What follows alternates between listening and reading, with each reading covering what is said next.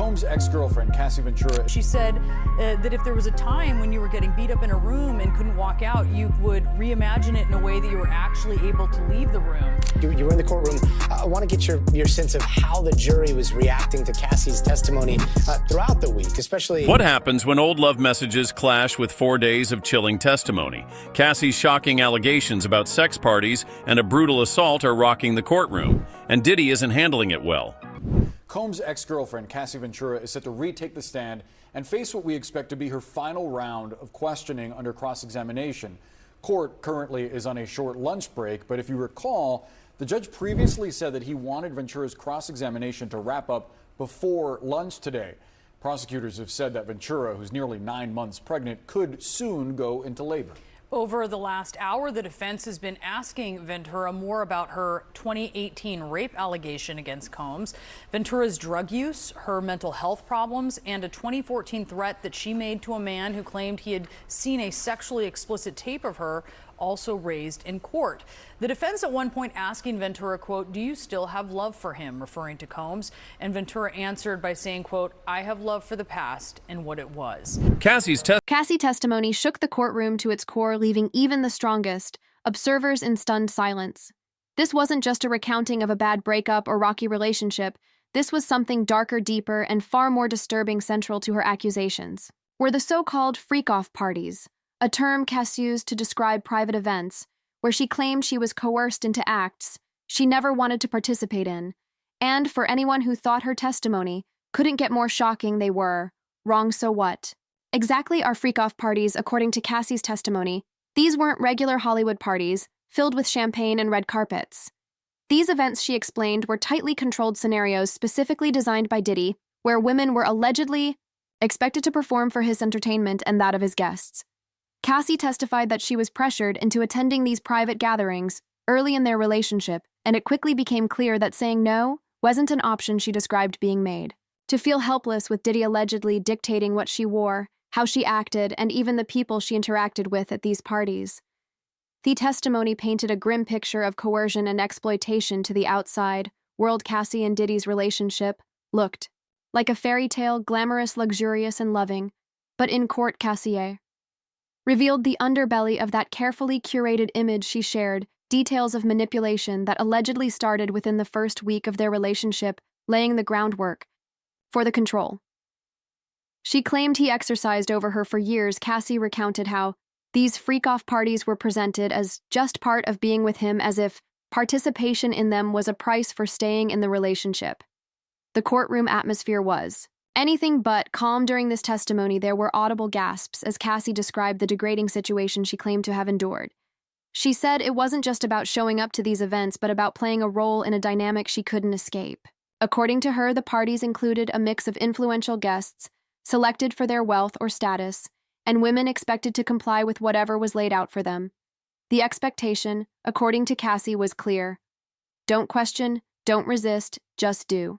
As you're told for the prosecution, this testimony was a turning point. They argued that these events exemplified the alleged control and abuse Cassie suffered during the relationship. By pulling back the curtain on these private gatherings, they were able to show a pattern of behavior aimed at stripping her of independence. This wasn't just a case about isolated acts of mistreatment, but one of persistent and calculated dominance. It gave the jury a chilling glimpse into how Diddy allegedly blurred the boundaries of power and consent behind the scenes while maintaining his public image as a suave, successful mogul. And then came the bombshell revelation that left even seasoned legal experts speechless. Cassie disclosed that at one of these parties, Diddy allegedly instructed her to engage in acts with others. While he watched, she testified that she felt dehumanized and completely powerless, describing these parties as some of the darkest moments of her life. These claims added a devastating weight to her case, portraying Diddy as someone who not only controlled every aspect of her life, but also used that control to push her into situations she would have never consented to under normal circumstances. The emotional weight of this testimony was impossible to ignore. Observers described the room as tense and heavy, with even Diddy struggling to maintain his composure as the details unfolded. You could see people in the gallery exchanging shocked glances as the allegations grew more and more unsettling. But this was only the beginning. Cassie's account wasn't just about words. The prosecution hinted at evidence that backed up her claims. leaving an indelible mark on the case surveillance footage from a 2016 incident discussed briefly. After this testimony promised to add even more credibility to her allegations, and the anticipation in the courtroom only grew after this moment as everyone listened intently for what would come next. Next. The defense is right when they say that Cassie Ventura is the most critical witness to this case. The defense is doing its job because what they're trying to do is bring out that she's not a perfect person, that they're saying she might have wanted to engage in these freak-offs on more than one occasion, that she was willingly staying in this relationship with Sean Combs, even though she knew that it was an abusive one. They're bringing out things that she said to other people that are less than flattering. All that being said, the government doesn't need to have a perfect victim.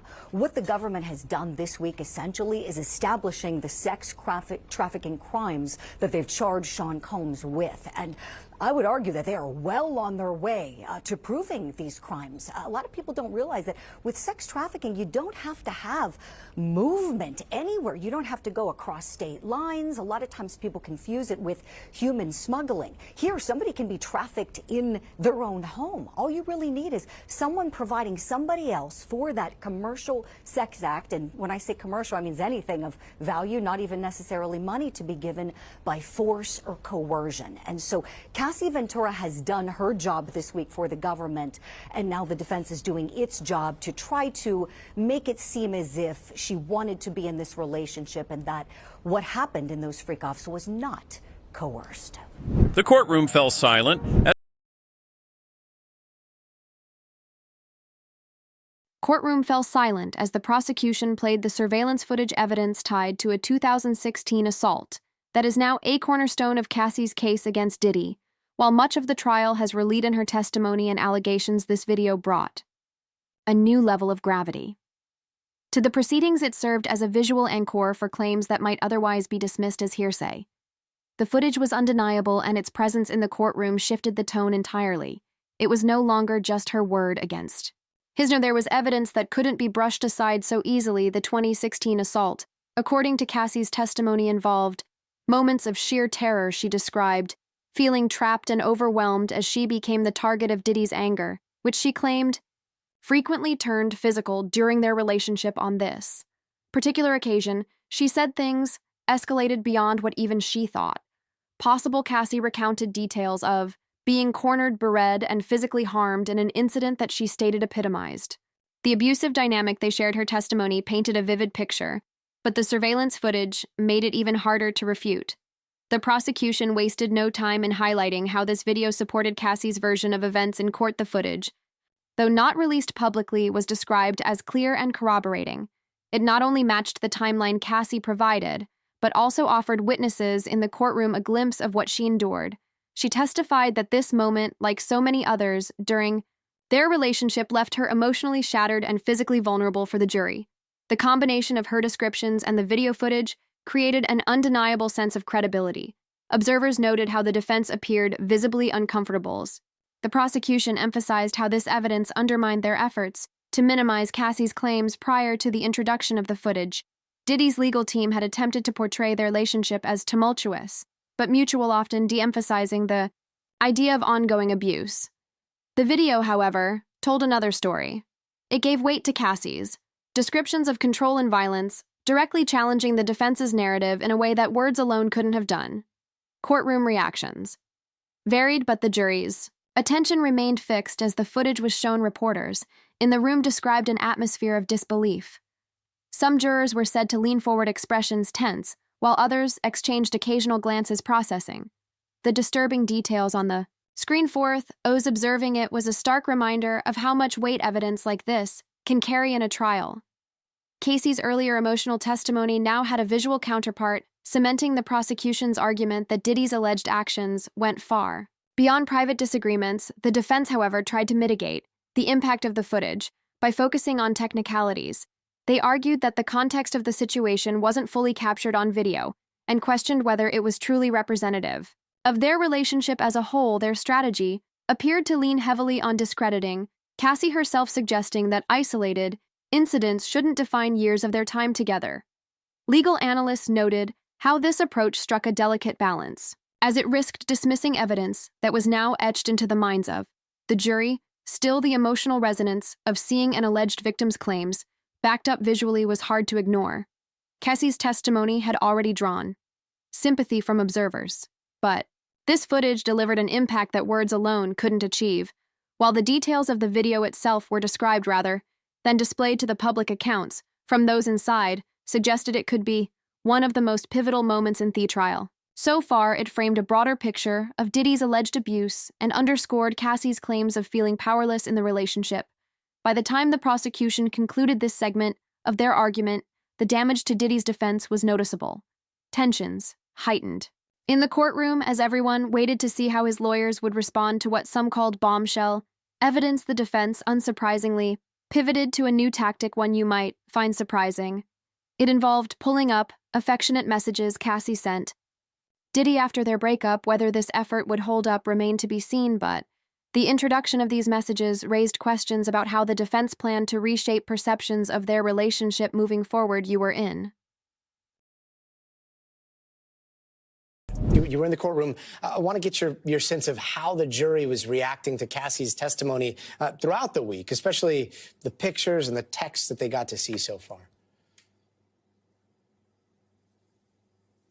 Well, I was in the overflow room today, but the consensus about the jury is that they've been pretty stoic. There was one juror who seemed to have a bit of a reaction when they were shown sealed photos. I believe it was about 2 days ago. These were freeze frames of Cassie and Sean Combs and an escort in an alleged freak-off still shots. So there was a little bit of a reaction there. But again, overall, the consensus also in the overflow room is just that people are shocked at a lot of this testimony, a lot of the evidence that's coming in. And it's tough. We are seeing, I guess, just like this side of Cassie that, unfortunately she's had to disclose to all of us to help get a conviction for Sean Combs.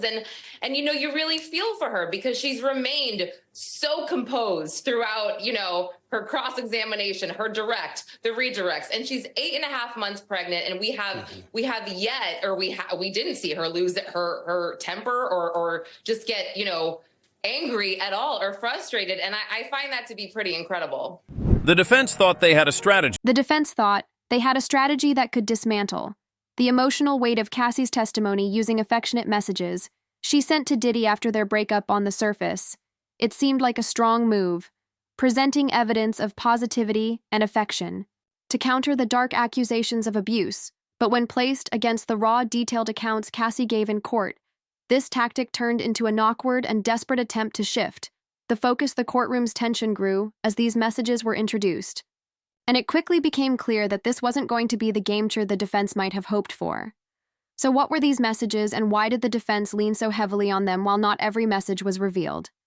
They allegedly showed a lighthearted and seemingly loving tone from Cassie, with phrases that painted a picture of regular communication and, in some places, lingering care.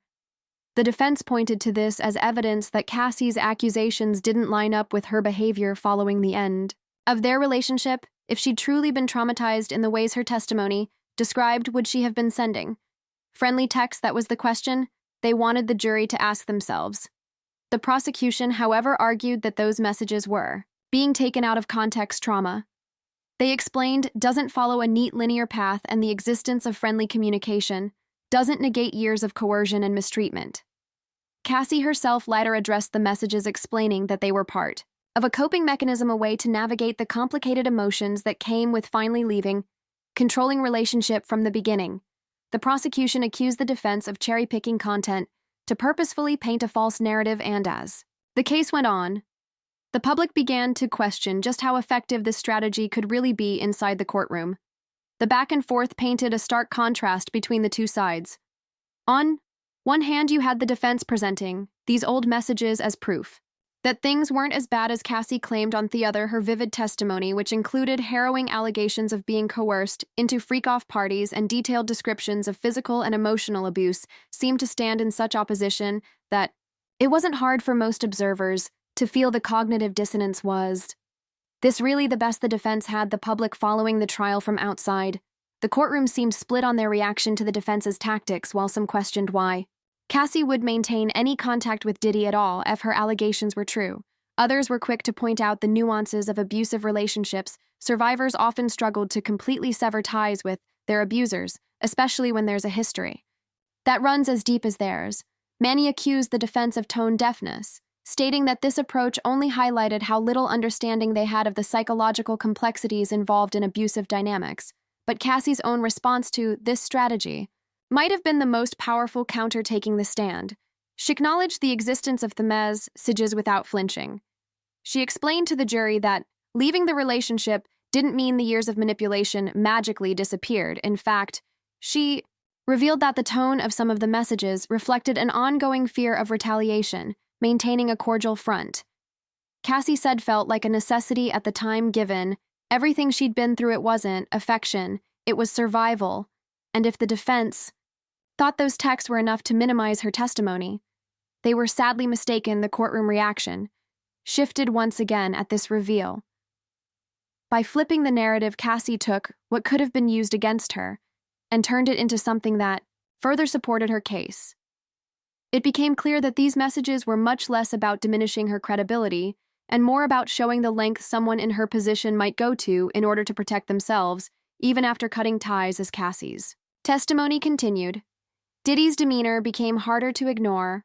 Observers noted how his confidence seemed to waver, especially as these personal dynamics were brought under the microscope. He had been largely composed when the defense presented the messages. Cassie's explanation seemed to hit a nerve in a way nothing else had. By the time she finished, the courtroom was buzzing with anticipation for what her testimony might reveal. Reveal next. This like, when you hear all these things, and of course this is their side of the story, but when you hear these things, it's just like, dude, like, why was this man so possessive, so demonic, so just, I don't know, like, you got that much money, you're on the top of the world, and you really think that you're invincible. I mean, people can be rich and do a gang of positive things for people, you know? I ain't saying he ain't never helped anybody out, but a lot of times when they do that, it's to mask all the craziness that they do. But I'm just saying, think about someone in his position just doing good and great things for people, man. But you have this, you know, doing all the freaky stuff, all the, like, that's not the issue with him having that type of life. It's just when all the illegalness comes in, you know? And I think that's what people are getting confused on. They think like the domestic stuff and the other stuff don't go hand in hand. It does. And even though he's not being charged with, it goes hand in hand. And like I said, if you're on the jury, I don't know how you can look past that. It's the control factor. So he was using intimidation to get what he wants. From the moment Cassie took this, and all eyes were on Diddy and not. Just because of her words, his reactions in court told a story of their own, and the tension in the room only grew as the allegations piled up for a figure as composed and confident. As Diddy is known to be, the cracks in his demeanor started to show early by the time Cassie's testimony reached its most shocking moments, especially the allegations of the freak-off parties. Diddy's struggle to hold his composure became impossible. Twinure. Cassie's detailed accounts heathered her with each passing minute.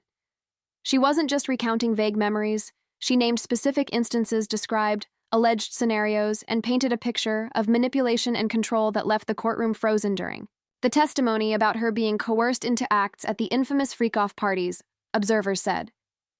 Diddy shifted uncomfortably in his seat. He wasn't just jotting notes or conferring quietly with his legal team.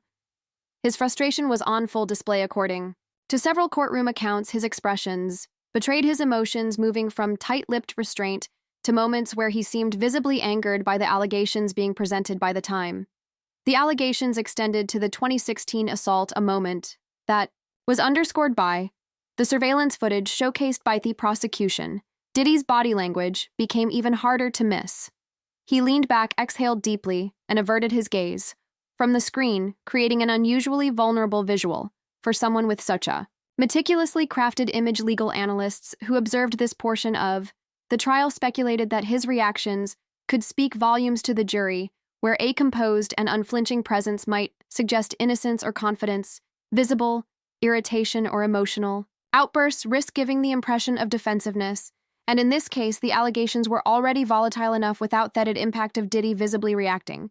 The rising tension wasn't confined to Diddy, though the courtroom's atmosphere collectively shifted as Cassie dove deeper into the descriptions of the coercion and fear. She allegedly experienced audible murmurs rippled through the gallery as she described the freak-off events in detail, explaining how she felt trapped, degraded, and powerless during their relationship. For many, it wasn't just shocking. It was heartbreaking. The jury, who had remained composed during much of the trial, seemed noticeably unsettled as they listened. Some jurors glanced in Diddy's direction, while Cassie spoke as if gauging his response to her words. Others remained fixed on Cassie, their faces betraying a mix of concern and unease. Then came the moment when things visibly unraveled. Cassie recalled an incident where, according to her, Diddy not only berated her in front of others, but allegedly used his power over her as a means to humiliate and control, as she described. Those details, Diddy reportedly shook his head in disbelief, before whispering sharply to one of his lawyers.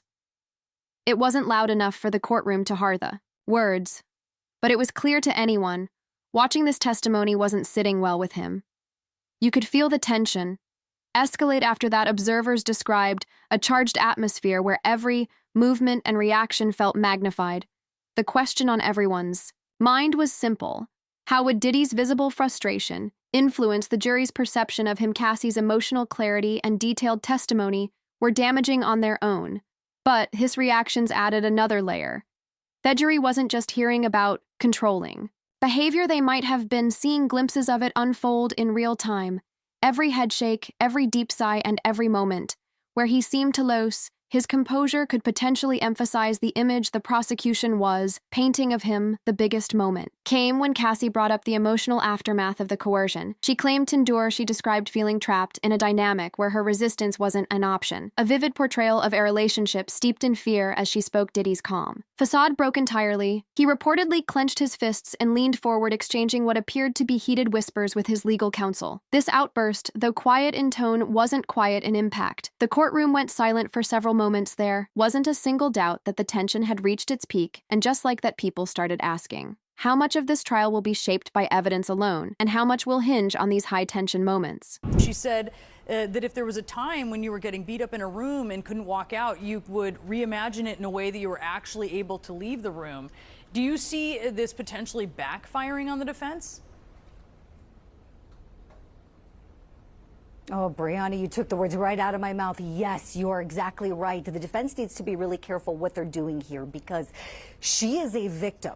She is a victim. She has put herself out there and saying that she survived these horrific instances of rape, of other assaultive behaviors, some of which we've seen evidence of on that videotape that CNN exclusively obtained and then broadcast, and thank goodness for that. And so with the defense trying to go down this road, trying to attack her therapy, the government's going to get right back up there and say, well, the only reason she needed to go to therapy and seek EMDR and the other types of therapy was because of the actions of your client, Combs' attorney team. So they're going to go right back at it and say that had she not been so brutally traumatized, she wouldn't have had to seek therapy, and that's a good thing. And certainly anybody on that jury who's ever been to therapy or knows anything about it, they're going to be thinking about how Cassie Ventura could be being traumatized right now, again, in having to relive all of the various questioning for days from both sides. So you're right, Brianna. This is a slippery slope that the defense team is on right now with her. Cassie's lawsuit against Diddy isn't just another high-profile case. It's part of a much larger shift happening in Hollywood. For decades, powerful figures in the industry have operated with near impunity. their fame and influence shielding them from real accountability. But the tide is turning.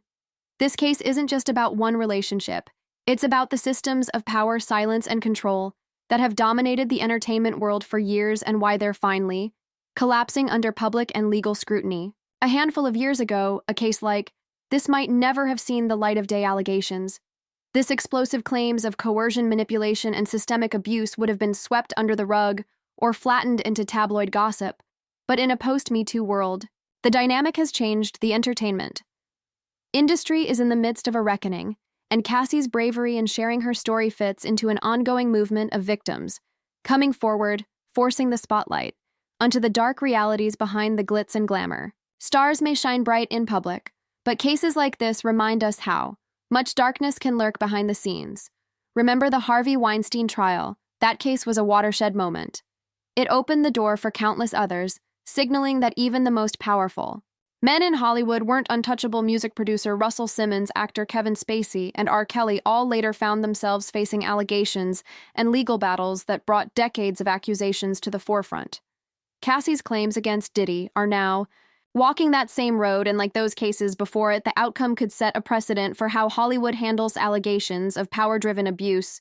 Moving forward, public reaction to this trial has been massive but complicated. On the surface, many have rallied around Cassie, applauding her for taking the stand and sharing her experience. Social media has lit up with hashtags and discussions of her testimony, with many calling her a hero for challenging a music mogul of Diddy's magnitude. But there's also a vocal undercurrent of skepticism. There are fans who point to the timing of her lawsuit, asking why she stayed silent for so long, and as the defense highlighted with her affectionate text to Diddy, some critics have latched onto those moments to downplay her accusations, suggesting that the relationship may have been more mutual than she claims. This divide in public opinion speaks to the larger problem of power dynamics in Hollywood industry. Experts agree that the entertainment world still has a long way to go before it becomes a truly safe space for victims to come forward. One source familiar with these kinds of cases put it plainly: in Hollywood, power and image create an ecosystem of fear. The more control a public figure has, the harder it becomes for victims to challenge them without facing backlash or even losing their careers. Cassie's case is a perfect example. She isn't just accusing a former partner. She's challenging one of the most powerful figures in the music world, someone who's built an empire over decades. That's not something most people would willingly step into for Diddy. This trial could mark a turning point in his legacy. His name has been synonymous with success for decades: producer, entrepreneur, cultural icon. But if these allegations stick, all of it could come crashing down. The implications of this trial go beyond monetary settlements or statements of guilt. They strike at the heart of how powerful figures in entertainment maintain control, silence dissent, and project an image that's often far removed from reality. Whether or not Diddy is found legally responsible for Cassie's claims, the court of public opinion is already forming its own narrative, and maybe that's the bigger warning. Here, Hollywood's power dynamics are being reshaped one case at a time. No matter the outcome of this trial, it's clear that the days of unchecked influence are fading. Victims are finding their voices and reshaping how we hold cultural icons accountable. This isn't just about Diddy or Cassie. It's a signal to the entire industry. The future isn't about sweeping things under the rug. It's about shining a light on everything hiding in the shadows. Cassie's testimony isn't just exposing one man. It's exposing a system. Her detailed allegations about coercion and violence, including her account of freak-off parties and the 2016 assault, have transformed this trial into a moment of cultural reckoning. Every claim challenges long-standing industry norms where power has often silenced victims. This case could redraw the boundaries of what we demand from those in power. It forces us to question how many more stories like this remain untold. Stay informed, stay vocal, and remember, silence enables abuse.